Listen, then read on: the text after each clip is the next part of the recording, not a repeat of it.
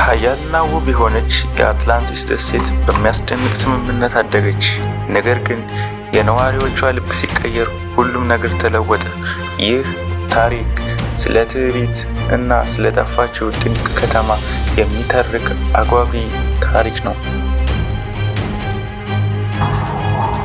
ከብዙ ዘመናት በፊት የሰው ልጅ ትዝታ በማይደርስበትና ከትውልድ ወደ ትውልድ በሚተላለፉ አፈ ታሪኮች ብቻ በሚታወስበት አንድ የጥንት ዘመን አለ። ዓለማችን ዛሬ እኛ በማንረዳቸው ኃያላት ስትመራ ከየሄርኩለስ ምሰሶዎች ባሻገር እጅግ ግዙፍ የሆነች አንዲት ደሴት ነበረች። መጠኗንና ግርማዋን በቃላት ለመግለጽ የሚያዳግት ድንቅ ስፍራ ነበረች። ይህች ደሴት አትላንቲስ ትባል ነበር። የደሴቲቱ መልክዓ ምድር በጥንቃቄ የተሳለ ይመስል ነበር። እጅግ ለምለም የሆኑ ሰፋፊ ሜዳዎች፣ ጥቅጥቅ ባሉ ደኖች የተሸፈኑ ተራሮች እና ንጹህ ውሃ የሚፈልቅባቸው ምንጮች ነበሯት። አየሯ ዓመቱን ሙሉ ተስማሚና ለኑሮ ምቹ ሲሆን፣ መሬቷም ለሚሰሩባት ሰዎች በረከትን አትነፍግም ነበር። ደሴቲቱን የከበባት ሰፊው ባህር የተፈጥሮ ድንበር ብቻ ሳይሆን አትላንቲስን ከተቀረው ዓለም ለይቶ የሚጠብቅ ግርማ ሞገስ ያለው ኃይል ነበር። በዚህ ሰፊ ግዛት መሃል ላይ በልምላሜ የተሸፈነች አንዲት ውብ ኮረብታ ነበረች። በዚያች ኮረብታ ላይ አንዲት ሟች የሆነች ወጣት ትኖር ነበር።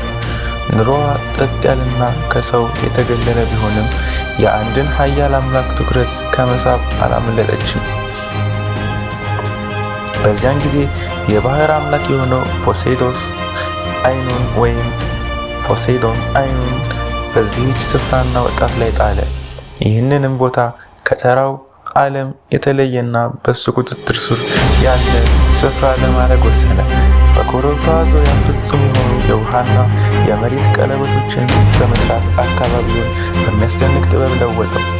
እነዚህ ቀለበቶች በማይታይ መለኪያ የተሰሩ ይመስላል። አንዱን መሬት ሌላኛውን ውሃ እየተተካካ በትክክለኛ ርቀት ተሰጥተው ነበር። እነዚህ ክብ ቀለበቶች ለዓይን ከማማራቸው በላይ ጠንካራ የተፈጥሮ መከላከያ ነበሩ።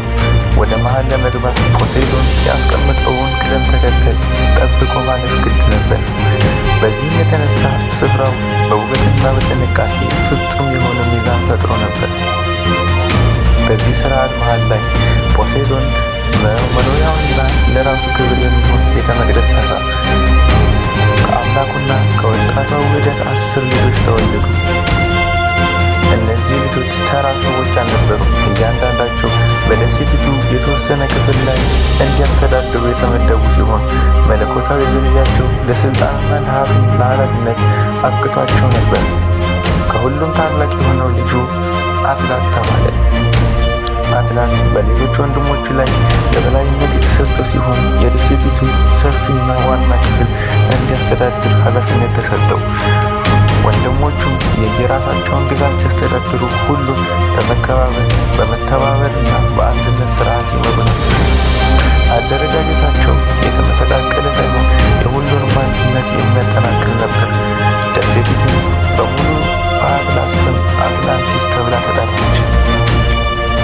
በዚህ መልኩ መለኮታዊና ሰብአዊነት ባጣመረ ታሪክ የአትላንቲስ ጉዞ ጀመረ። በአትላንቲስና በወንድሞቹ አስተዳደር ስር አትላንቲስ ጠንካራና ዘላቂ በሆነ መሰረት ላይ ማደግ ጀመረ። እድገቷ በድንገት የመጣ ሳይሆን እያንዳንዱ ግዛት የራሱ ድንበርና ተግባር ኖሮት በጥንቃቄ በተዋቀረ ስርዓት የተገኘ ነበር። ገዢዎቹ ውሳኔ ሲያሳልፉ ብቻቸውን ሳይሆን ተሰብስበው በመመካከር ነበር። በመካከላቸው የነበረው ስምምነት በኃይል ላይ የተመሰረተ ሳይሆን ሁሉም በሚያከብረው የጋራ ስርዓት ላይ የተገነባ ነበር። ይህ መረጋጋት የአትላንቲስን ሕዝብ ማንነት አካል ሆኖ ነበር። ፖሴይዶን መኖሪያውን ባደረገበት ማዕከላዊ ክፍል የደሴቲቱ ዋና ከተማ ተገነባች። አምላኩ የሰራቸውን የውሃና የመሬት ቀለበቶች የከተማዋ ዋና አካል ሆነው ቀጠሉ። ልዩ ጥበብ የታከለባቸው ድልድዮች መሬቶቹን ሲያገኙና ሰፋፊ ቦታዎች ደግሞ መርከቦች በቀላሉ ወደ መሃል ከተማዋ እንዲገቡ ያስችሉ ነበር። እያንዳንዱ ግንባታ የተሰራው አካባቢውን ሳያበላሽ የሰዎችን እንቅስቃሴ ለማቅለል ነበር። በማዕከሉ ዙሪያ የተገነቡት ሕንፃዎች የነዋሪዎቹን የዕደ ጥበብ ችሎታ የሚያሳዩ ነበሩ። ግንቦቹ ከደሴቲቱ በተገኙ የተለያዩ ቀለማት ባላቸው ድንጋዮች የተገነቡ ሲሆን የፀሐይ ብርሃን ሲያርፍባቸው ከተማዋን ሕያው ያደርጓት ነበር። ከእነዚህ ማዕድናት መካከል ኦሊካ ሊከም የተባለ በሌላም ዓለም እምብዛም የማይገኝ ልዩ ብረት ይገኝበት ነበር። ይህ ብረት ሲወለወል የሚያወጣው ደማቅ ብርሃን እጅግ ማራኪ ነበር።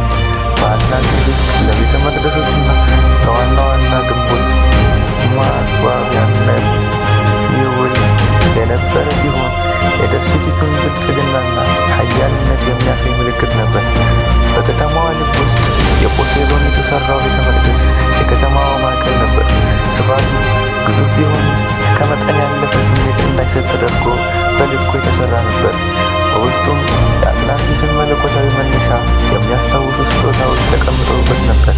ይህ ስፍራ የአምልኮ ብቻ ሳይሆን ፖለቲካና ሃይማኖት ሚዛናቸውን ጠብቀው የሚገናኙበት ማዕከል ነበር። ከከተማ ውጪ ለምለሙ ሜዳ በጥንቃቄ በተሰሩ ቦዮች አማካኝነት ውሃ ያገኝ ነበር። መሬቱ ለሕዝቡ የሚያስፈልገውን ሁሉ በብዛት ያበቅል ነበር። አትላንቲስ በራሷ የምትተዳደር የሌሎችን እርዳታ የማትፈልግ ኃያል አገር ነበረች። ወደቦቿ የንግድ መርከቦችን ያስተናግዱ የነበረ ሲሆን ከሌሎች ሀገራት ጋር የሚያደርገው የንግድ ልውውጥ ኑሯቸውን ይበልጥ አሳምሮት ነበር። በጊዜ ሂደት ይህ ብልጽግና ለዓለም ሁሉ ግልጽ ሆነ። የአትላንቲስ ሰዎች ሀብት፣ የቴክኖሎጂ እውቀትና የአደረጃጀት ችሎታ አስደናቂ ነበር። ነገር ግን ይህን ሁሉ ያቆመው የሀብታቸው ብዛት ብቻ ሳይሆን ሁሉንም ነገር በሚዛን የመጠበቅ ጥበባቸው ነበር። ለትውልዶች ስልጣን ያለ ገደብ የማይሰራበትን ኑሮ ኖሮ መነሻቸውን አልረሱም ነበር። ይህ ትዝታ ሕያው ሆኖ እስካለ ድረስ አትላንቲስ ጸጥታ ቆመች።